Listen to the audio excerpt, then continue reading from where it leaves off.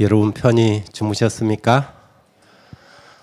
아침에 이 잣나무 숲에 나와서 걸어보니까 너무 신선하고 공기가 좋습니다. 하나님의 은혜의 풍성한 향기가 우리의 심령으로 또 우리의 폐부로 깊이 스며드는 아침이 되었으면 좋겠습니다. 오늘 5번째 이야기, 순결한 신부들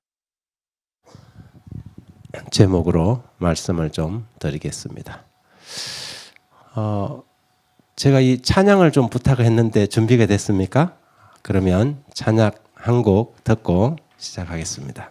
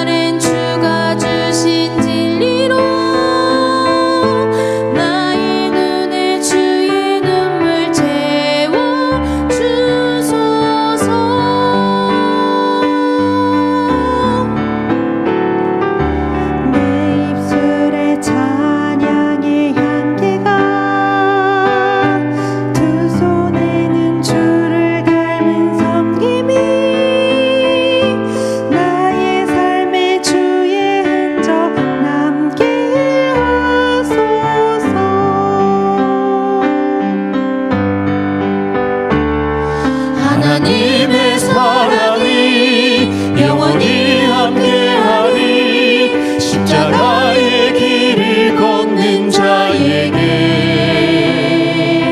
순교자의 삶을 사는 이에게,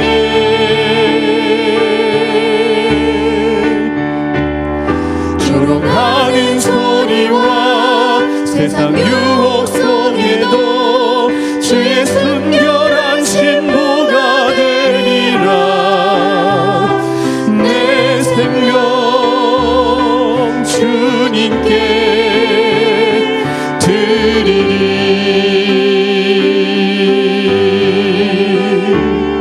하나님의 사랑이 영원히 함께하리. 십자가의 길을 걷는 자에게,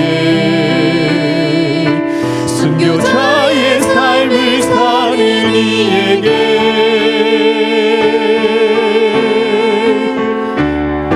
조롱하는 소리와 세상 유혹 속에도 주의 순결한 신부가 되리라.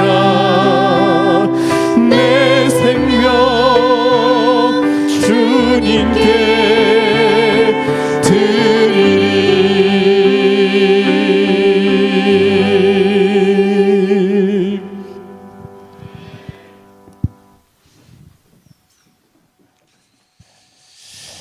내 마음의 주를 향한 사랑이, 나의 말엔 주가 주신 진리로, 나의 눈엔 주의 눈물 채워 주소서. 내 입술에 찬양의 향기가, 두 손에는 주를 닮은 섬김이, 나의 삶에 주의 흔적 남게 하소서. 하나님의 사랑이 영원히 함께하리.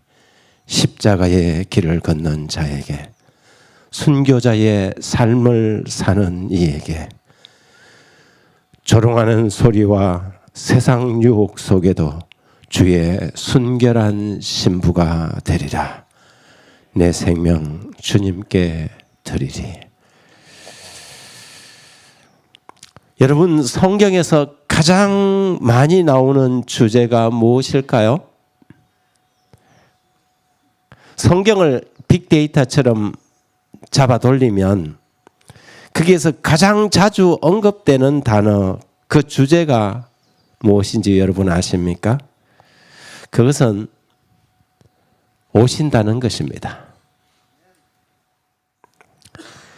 약속의 메시아가 오시고 구원의 주님이 오신다는 이야기입니다. 이 지긋지긋한 죄악의 세상이 끝나고 우리가 그 세상으로 벗어날 그날이 다가오고 있다는 이야기입니다. 구약과 신약 성경을 온통 뒤덮고 있는 그분의 오심, 곧 메시아의 강림의 소망은 인류가 타락한 이래로 줄곧 기다려온 소망이요 희망이었습니다. 아담은 여인의 후손을 기다렸습니다. 그분이 오면 자신이 열어놓은 이 죄악의 수문을 막고 다시는 죄악이 없는 영원한 나라에서, 새 에덴에서 새로운 삶이 시작될 그날을 기다렸습니다.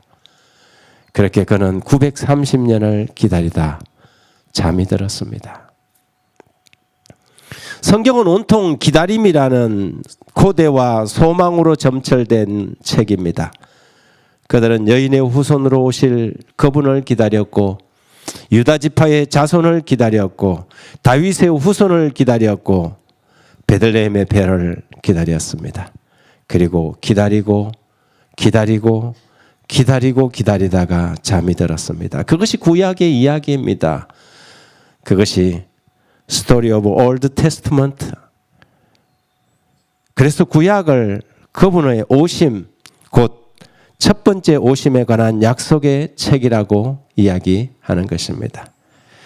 예수님은 그것을 아시고 구약을 이렇게 설명했습니다. 너희가 성경에서 영생을 얻는 줄 생각하고 성경을 연구하거니와 이 성경이 곧 내게 대하여 정언하는 것이니라.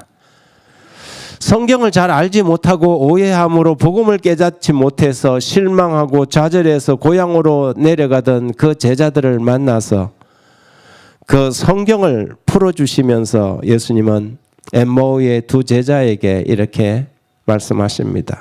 이르시되 미련하고 선지자들이 말한 모든 것을 마음에 더디 믿는 자들이여, 그리스도가 이런 고난을 받고 자기의 영광에 들어가야 할 것이 아니냐 하시고, 이에 모세와 모든 선지자의 글로 시작하여 모든 성경에 쓴 바 자기에 관한 것을 자세히 설명하시니라.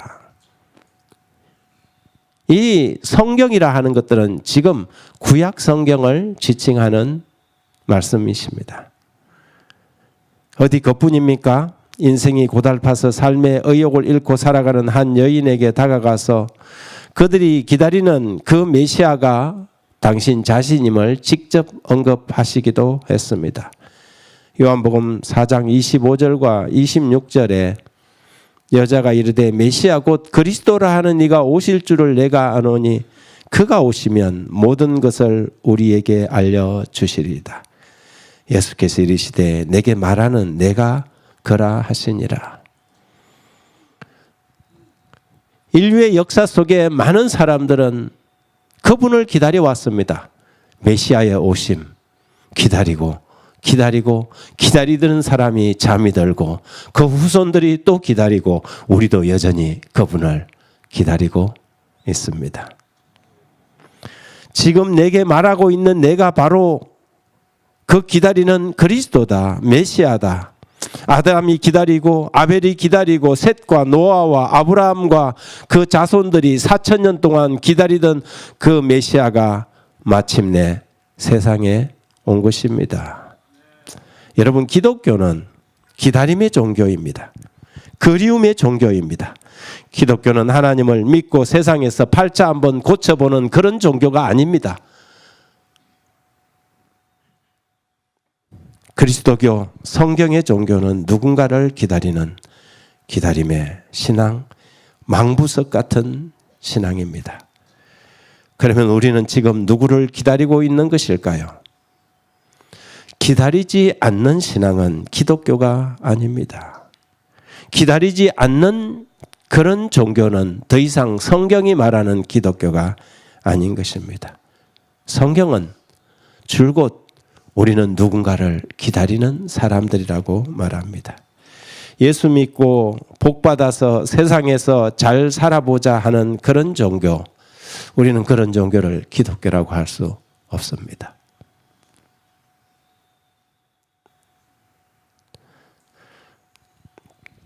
성경의 기독교는 인내 가운데서 기다리며 세상에서 환난을 당하나 참고 인내하며 기다리는 종교입니다. 그래서 야고보는 이렇게 말합니다.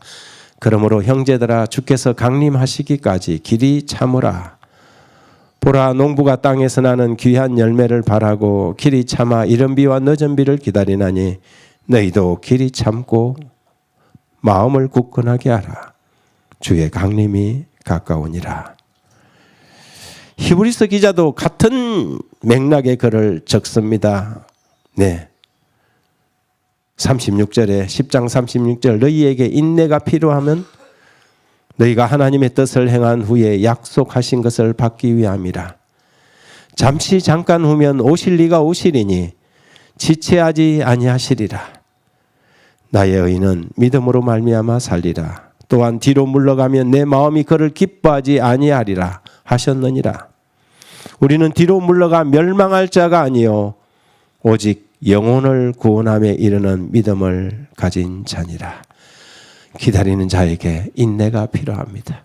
여러분 성경은 이와 같이 창세기 1장 1절부터 요한계시록 22장까지 끊임없이 기다림에 대한 이야기, 그래서 기다리는 자에게 요구되는 인내에 대한 이야기로 가득 차 있습니다. 그분이 오실 것입니다. 성경은 이렇게 마지막 페이지도 덮고 있습니다. 이것들을 정언하신 이가 이르시되 내가 진실로 속히 오리라 하시거늘 아멘. 주 예수여 오시옵소서. 주 예수의 은혜가 모든 자들에게 있을지어다. 이러한 소망을 요한은 성경을 마지막으로 덮으면서 우리의 정체성은, 우리의 신앙은 기다림이라는 사실을 명확하게 하고 있습니다. 따라서 성경은 두 개의 사건, 곧 인류가 줄곧 기다려온 두 개의 강림으로 이루어져 있습니다. 하나는 하나님의 아들이 인류의 죄를 속죄하기 위하여 인간의 모습으로 오시는 초림이요, 두 번째 사건은 죄와 상관없이 구원받은 백성들을 데려가기 위하여 다시 오시는 재림입니다. 그 사실을 히브리서 기자는 이렇게 적습니다. 이와 같이 그리스도도 많은 사람의 죄를 담당하시려고 단번에 들이신 바 되셨고 구원에 이르게 하기 위하여 죄와 상관없이 자기를 바라는 자들에게 두 번째 나타나시리라. 이제 그분이 두 번째로 오실 것입니다. 그러나 그때에는 여인의 후손으로 오시는 것이 아니라 심판자의 모습으로 나타나실 것입니다. 신약의 교회는 그분의 다시 오심을 기다리는 새로운 기다림, 재림을 소망하는 재림교회입니다. 그렇다면 우리는 어떻게 그분을 기다려야 할까요? 어떤 자세와 어떤 태도를 가지고 다시 오시는 그분을 기다려야 할까요? 마태복음 24장은 다시 오시는 예수님의 재림의 징조에 관하여 자세히 설명합니다. 예수님의 제자들이 예루살렘 멸망에 대하여 말씀하시는, 성전 멸망에 대하여 말씀하시는 예수님께 나와서 조용히 물었습니다. 주여 우리에게 말씀하여 주옵소서. 어느 때에 이런 일이 있겠사오며 인자의 세상 끝과 인자의 임하심 때에 어떤 일이 있겠습니까? 그럴 때에 예수님께서 마태복음 24장으로 예수님의 징조에 관한 장을 말씀해 주셨습니다. 여러분 마태복음 24장의 모든 징조들이 여러 가지가 자세히 기록되어 있습니다. 우리는 그 징조의 현장에서 살아가고 있고요. 그리고 난 다음에 그러면 주님께서 오실 때 어떤 사람들이 주님을 맞이할 수 있겠습니까? 그 재림을 기다리는 사람들의 삶의 방식과 태도를 자세히 설명해 놓은 것이 마태복음 25장입니다. 마태복음 25장에는 재림을 기다리는 사람들의 준비, 곧 삶의 태도가 세 개의 비유 가운데 잘 나타나 있습니다. 첫 번째는 열 처녀의 비유입니다. 그리고 두 번째는 달란트의 비유고, 세 번째는 양과 염소의 비유입니다. 그 세 이야기는 그냥 쓰여진 이야기가 아니라 마태복음 24장에 예수님의 인자의 오심이 임박한 때에 우리가 어떻게 예수님의 재림을 준비할 것인가를 비유로 예수님께서 소상히 기록하고 있습니다. 오늘 그 세 비유를 우리가 다 살펴볼 수는 없지만 그 첫 번째 비유만 좀 살펴보도록 하겠습니다. 여러분, 성경에서는 재림을 소망하고 기다리는 교회를 종종 신부로, 때때로는 결혼식에서 신랑을 기다리는 신부의 친구들로 묘사합니다. 세 개의 성경 구절은 하나는 신부로, 처녀로, 아내로 묘사하는 것을 우리가 볼 수 있습니다. 고린도후서 11장 2절, 내가 하나님의 열심으로 너희를 위하여 열심을 내노니 내가 너희를 정결한 처녀로 한 남편인 그리스도께 드리려고 중매한다고 바울은 적습니다. 에베소 5장 23절에서는 이는 남편이 아내의 머리됨 같이 그리스도께서 교회의 머리됨 같음이니 그가 바로 몸의 구주시니라. 그리스도를 교회의 신랑 남편으로, 교회는 그리스도의 아내로 여기에서 비유되고 있는 것입니다. 계시록 21장 9절에 일곱 대접을 가지고 마지막 일곱 재앙을 담은 일곱 천사 중 하나가 나와서 내게 말하여 이르되 이리 오라, 내가 신부 곧 어린 양의 아내를 내게 보이리라.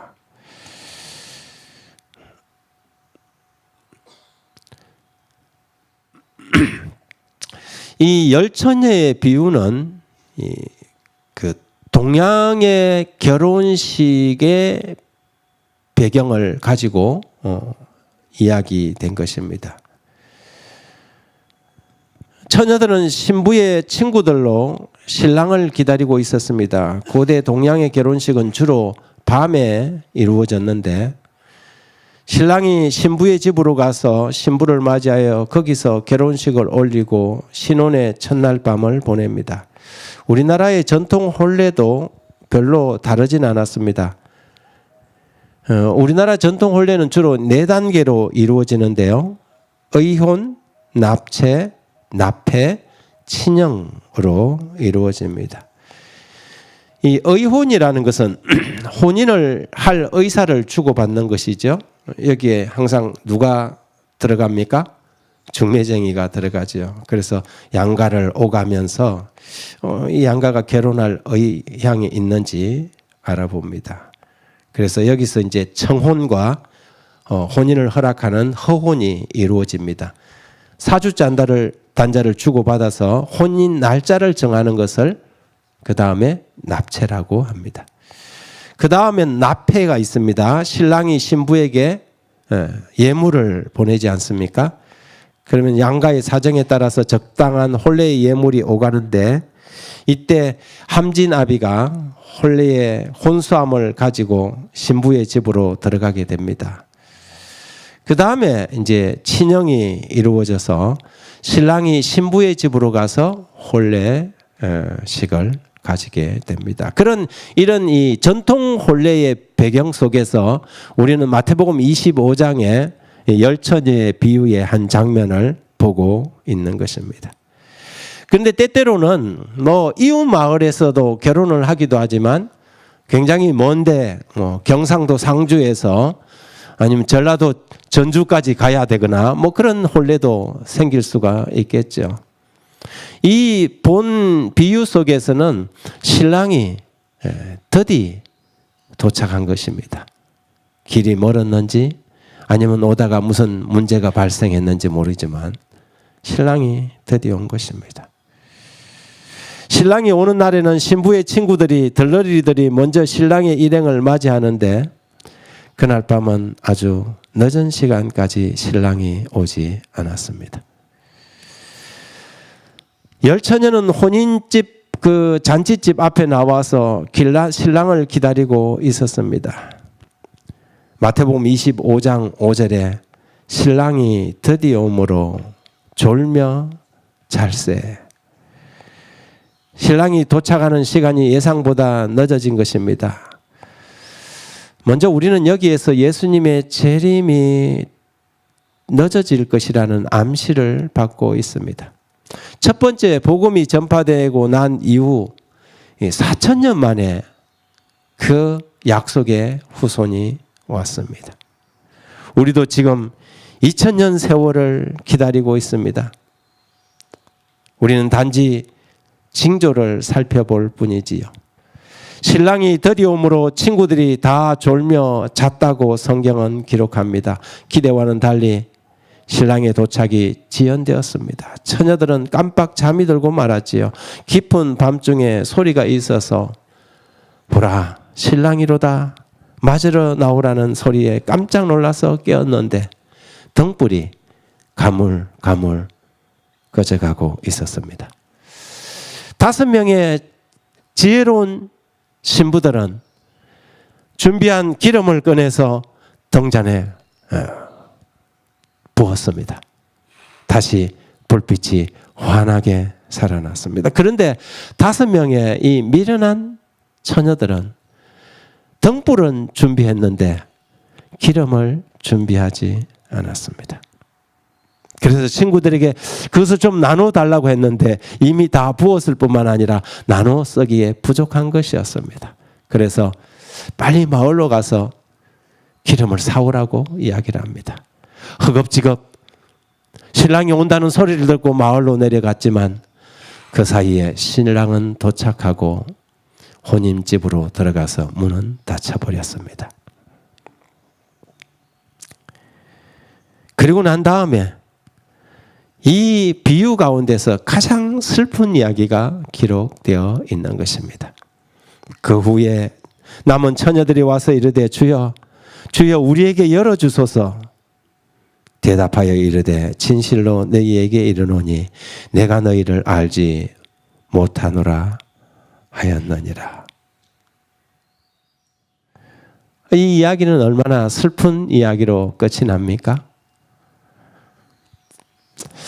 이 이야기에서 우리가 배워야 할 것이 무엇일까요?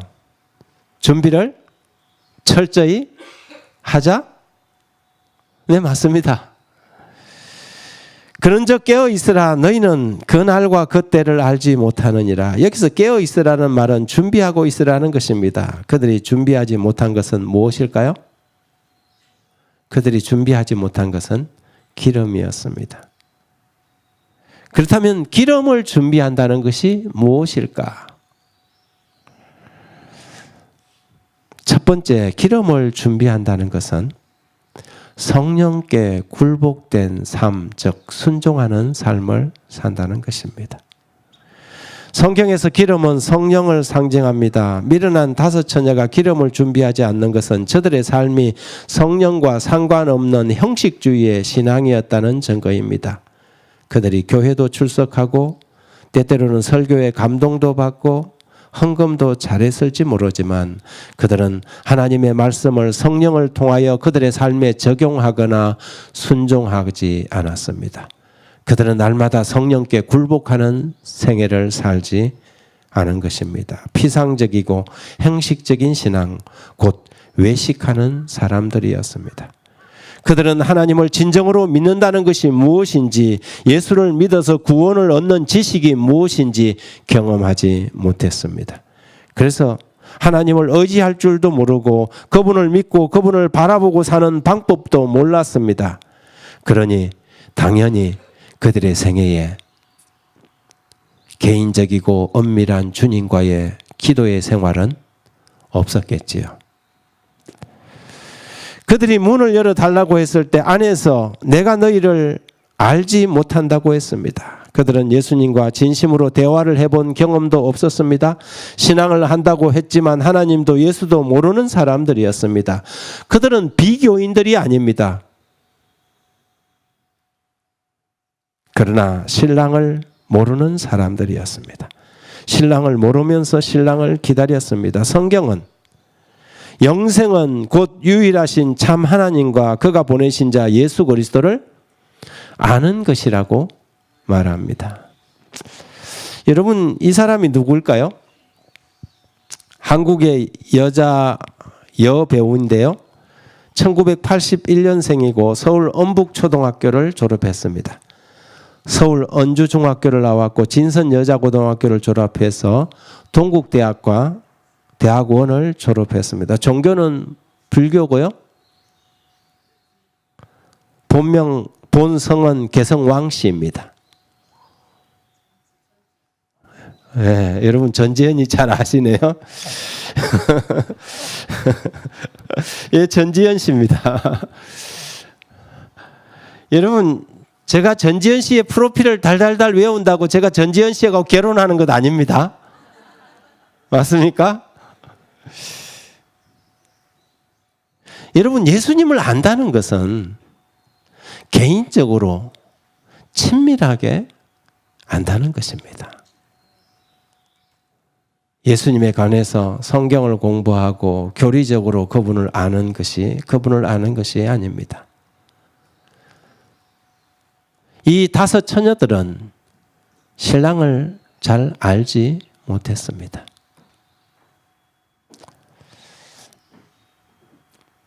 여러분은 그분을 알고 계십니까? 우리는 기름을 준비한 사람들일까요? 두 번째는 이 기름이 가지고 있는 의미는 성품입니다. 성령께 굴복함으로 얻어지는 결과는 성품의 변화입니다. 우리는 이 성경절을 읽을 때 지혜로운 처녀들이 참 야속하다는 생각이 들었습니다. 아니, 기름 조금 나눠주지. 지혜로운 사람들은 참 욕심꾸러기들이구나. 그런데 그들이 그렇게 대답할 수밖에 없었던 것은 성령은 나눌 수 있는 것이 아닙니다. 성령의 굴복함으로 얻어지는 성품의 변화, 순결한 삶은 나눌 수 없는 것입니다.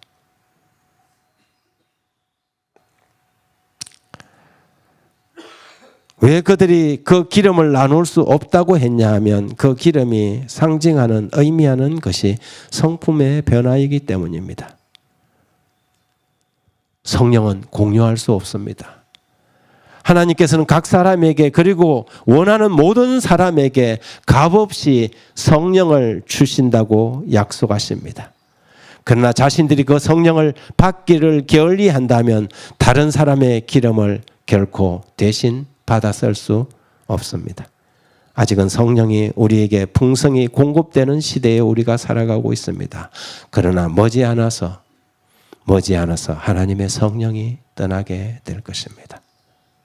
그때에 그 위기의 때가 되면 누가 성령께 굴복하고 누가 성령을 거역하였는지 깨닫게 될 것입니다. 등불은 빛을 잃고 갑자기 위기가 닥치면 누가 하나님을 진심으로 믿고 그분을 알고 그분과 친밀한 관계를 누리고 살아왔는지가 밝혀질 것입니다. 여러분, 신랑을 맞이할 준비가 되셨습니까? 은혜의 시기가 끝나고 최후의 시련의 날이 다가오면 그때 우리의 심령의 부족을 채울 수 있는 기회는 없을 것입니다. 보라, 신랑이로다, 맞으러 나오라는 소리를 듣고 그제서야 성령의 기름을 채우려고 노력하는 것은 허사가 될 것입니다. 그러므로 사랑하는 여러분들이시여, 지금 우리에게 하늘의 성령이 풍성하게 공급되는 지금 이 시대에 우리의 등불에 기름을 채웁시다.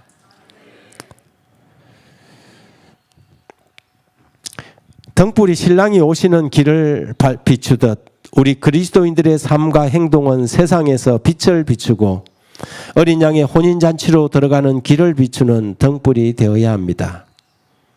세상 사람들이 그 빛을 보고 신랑이 오고 있다는 사실을 깨닫고 저들도 늦지 않게 신랑을 맞을 준비를 하도록 우리는 우리의 등불의 심지를 바로 세우고 우리의 등장에 등필을 닦고 닦아서 우리의 불빛이 등잔 속에 그 속에만 갇히지 않도록 해야 합니다. 아침마다 순간마다 우리의 영혼의 등필을 닦고 닦는 성도들이 되어야 합니다. 신랑이 오시는 때입니다. 본 이 비유에서 신랑은 한밤중에 왔습니다. 초림의 때도 마찬가지입니다. 메시아가 이 땅에 오신 때는 세상에서 가장 깊은 한밤중이었습니다. 유대인들은 하나님의 말씀을 곡해해서 죄를 용서하시는 메시아가 아니라 세상에 권력을 진 장군과 제왕과 같은 메시아를 기다렸습니다. 영적으로 어둡고 혼란 가운데 있었습니다. 로마의 폭정은 백성들을 힘들게 했습니다. 헬라의 철학은 사람들의 정신과 철학과 사상을 모호하게 했습니다. 그때 베들레헴의 밤중에 주님께서 오셨습니다. 주님이 세상에 오시는 재림도 한밤중일 것입니다. 그때 사람들은 쾌락을 사랑하고 하나님에 대한 사랑은 식어갈 것입니다. 성경은 이렇게 기록합니다.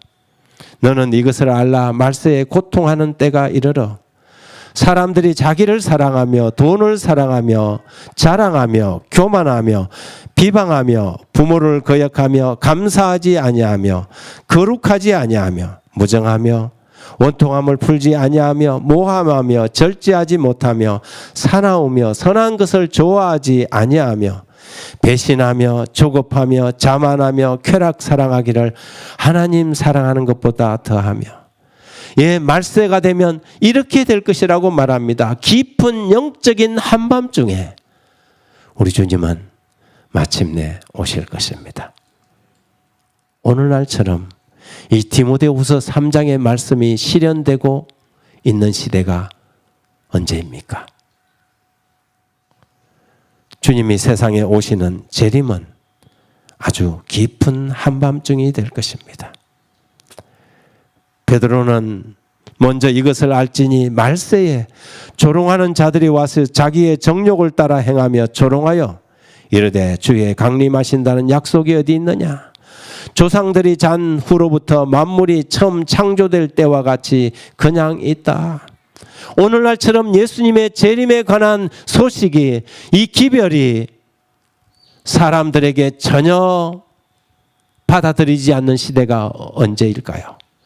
오늘날은 심지어 하나님을 믿고 성경을 믿는다는 이 교회들마저도, 종교인들마저도 예수님이 다시 온다는 그 사실을 전혀 믿지 못하는 시대가 되었습니다.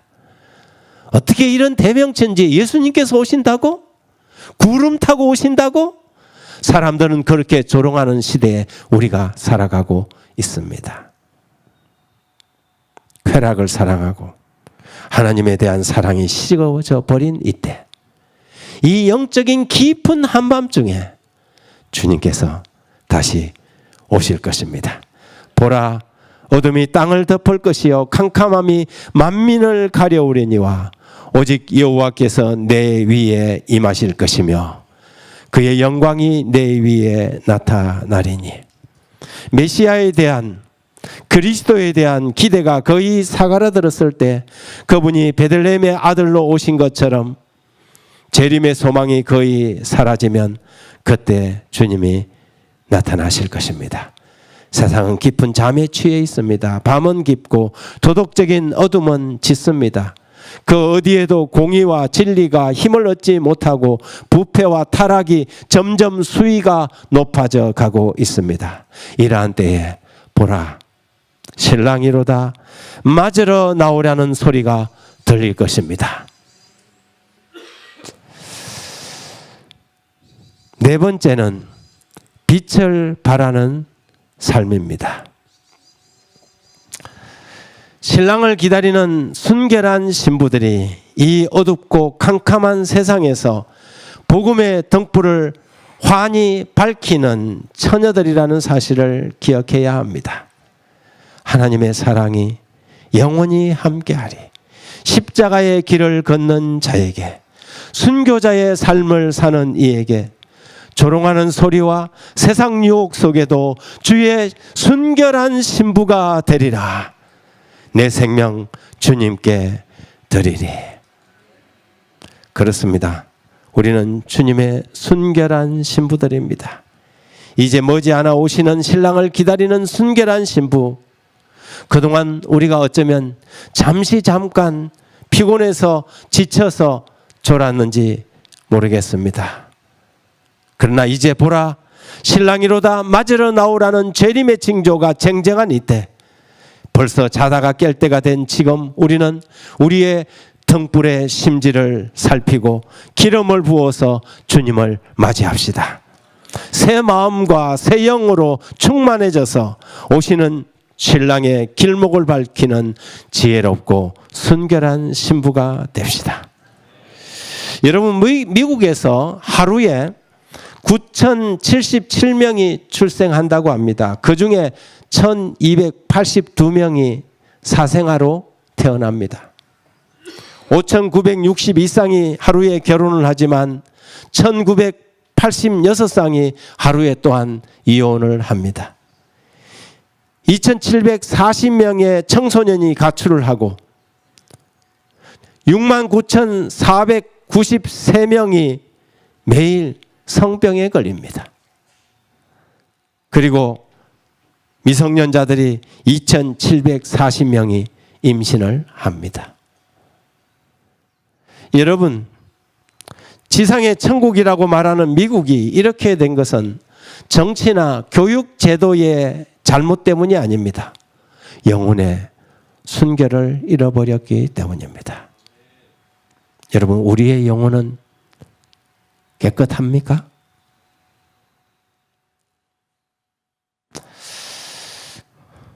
어느 아름다운 봄날이었습니다. 햇살이 따사롭게 내리쬐고 창밖으로는 노란 수선화가 예쁘게 피어나고 있었습니다. 그날에 열리는 결혼식을 축하하기 위하여 하객들이 한 사람 두 사람 결혼식장에 들어서고 있었습니다. 잠시 후 식을 시작하겠다는 사회자의 멘트가 나오고 아주 씩씩한 신랑이 성큼성큼 결혼식장 안으로 걸어 들어왔습니다. 넘넘한 그의 모습은 사람들이 보기에도 참으로 흐뭇했습니다. 큰 우레와 같은 박수 소리가 울려 나왔습니다. 그리고 오늘의 최고의 주인공 신부의 입장이 시작되었습니다. 신부의 프로필이 소개되고 신부는 하얀 드레스를 입고 출구에서 그의 아버지와 함께 등장했습니다. 그녀의 아름다운 모습에 사람들은 저마다 칭찬하기 시작했습니다. 피아노에서는 결혼 행진곡이 울려 퍼지고 한껏 흥분된 표정으로 신부가 걸어 들어오고 있었습니다. 참으로 아름다운, 잘 어울리는 한상이었습니다. 이제 둘은 서서 혼인 서약을 하는 시간이 되었습니다. 목사님은 두 사람에게 손을 마주 잡고 회중을 향해 돌아서라고 말합니다. 그리고 두 사람에게 이렇게 묻습니다. 신랑 누구누구, 신부 누구누구는 이제 신랑을 남편으로 맞이하여 어떤 경우를 당하든지 그가 건강하든지 병들든지 가난하든지 부하든지 어떤 이유를 막론하고 그를 사랑하며 존경하고 그대의 합법한 남편으로 그대만을 섬기고 사랑하며 그를 위하여 자신을 구별하겠습니까? 그러자 신부가 네 하고 대답을 합니다. 그리고 성혼 선언을 하려고 하는 순간 갑자기 하객석에서 한 남자가 일어나더니 저는 이 결혼 인정할 수 없습니다. 그런데 한 사람만이 아니었습니다. 다른 한 사람이 다시 일어나더니 저도 이 결혼 인정할 수 없습니다. 여기 저기 곳곳에서 하객석에서 남성들이 일어나더니 결혼을 인정할 수 없다고 소리쳤습니다. 그리고 결혼식장은 아수라장이 되고 말았습니다. 땀을 뻘뻘 흘리면서 깨어보니 꿈이었습니다. 얼마나 다행이겠습니까? 여러분의 만일 결혼식에 이런 일이 발생한다면 참 얼마나 황당하겠습니까?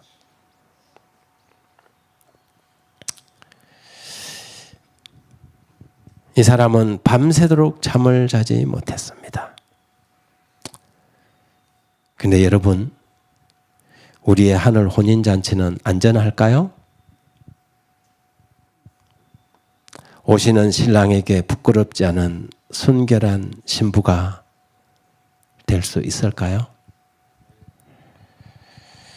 어리석은 다섯 처녀들처럼 세상의 온갖 유행과 풍습에 물들어 살다가 혹시 하늘에도 들어가려고 우리는 기다리고 있는 것은 아닐지요. 여러분은 신랑을 잘 알고 있습니까?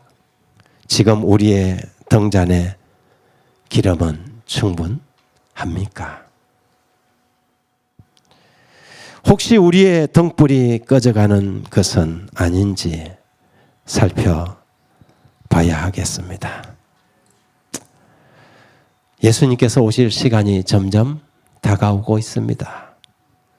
우리는 주님의 순결한 신부들입니다. 하나님의 거룩한 신부들로, 아니 등불을 준비하고 있는 이 열 처녀들로 우리는 우리의 영혼의 등잔을 살피고, 혹시 우리가 지난날 졸며 자던 신앙생활을 했더라면 이제라도 깨어서 우리의 영혼의 등잔에 기름을 채웁시다.